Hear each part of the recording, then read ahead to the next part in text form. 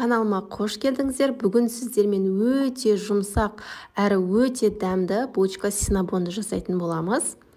Ең бірінші бізге жылы сүт қажет болады. Сүтіміз жылы болуы маңызды. Содан соң қанттың жарты бөлігін қосамыз. 100 граммнан 50 граммын сүтке қосып, қанты ерігенше жақсылап араластырып алыңыздар. Содан соң үстінен 1 шай қасық немесе 1,5 шай қасық ашытқы салатын боламыз. Ашытқының срогына қарасаңыздар болады, мерзіміне, өйткені мерзімі өтіп кеткен ашытқыдан дұрыс шықпайтын болады. Сол себепті жаңадан ашылған ашытқыны қолдануға кеңес беремін. Енді 10-15 минутқа көтерілгенше қойып қоятын боламыз. Енді бөлек ыдысқа 2 жұмыртқаға қалған қанттың бөлігін саламыз, яғни 50 граммын салып, екеуін жақсылап араластырып аламыз біркелкі болғанша. Бізде осындай біркелкі масса болды. Енді жаңағы апарамыз дайын болды. Қараңыздар, ашытқы мерзімінен өтпеген болса, осылай күшті болып көтеріледі. Және де сіздердің булочкаларыңыз өте жұмсақ әрі тез көтерілетін болады. Міне енді осының үстінен ертілген сармайды құйып араластырамыз.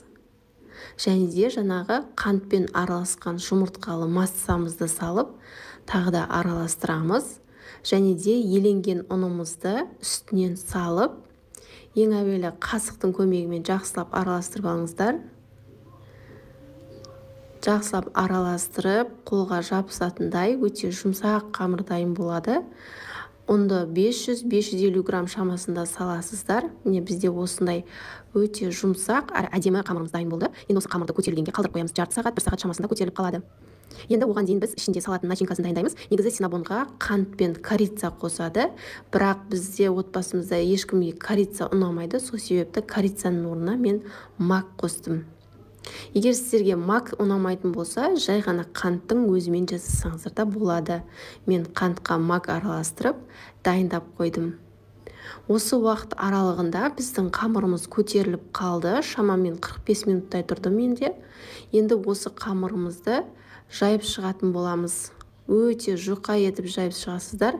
Қамырымыз өте жұмсақ, кішкене ұн сеуіп жайып шығатын боламыз. Біркелкі, бір тегіс етіп жайып шығамыз. Айтпақшы достар, қазақша каналымның дамуына үлес қосып, видеома лайк басып, тіркеліп кетуді ұмытпаңыздар. Алдағы уақытта сізге жиі, оңай әрі өте дәмді рецептермен бөлісетін боламын.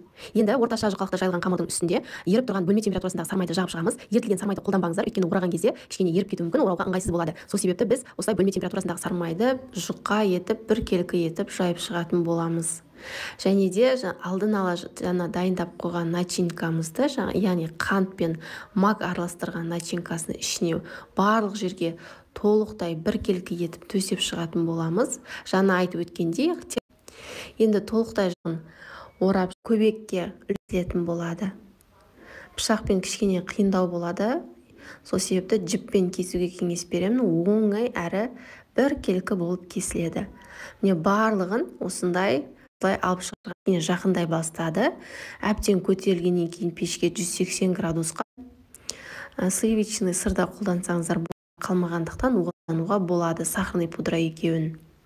Енді булочкаларымыз қараңыздар, қып-қызыл күшті болып пісті. Осы ыстық күйінде бетіне помадкасын жағып шығамыз, яғни кремін жағып шығамыз. Сонда араларына кіріп, біздің креміміз еріп, одан сайын дәмді болып шығады.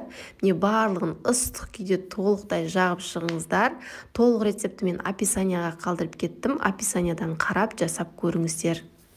Міне біздің осымен өте дәмді синнабондарымыз дайын. Бұл булочкалардың ішінде ең дәмдісі десем де қателеспеймін.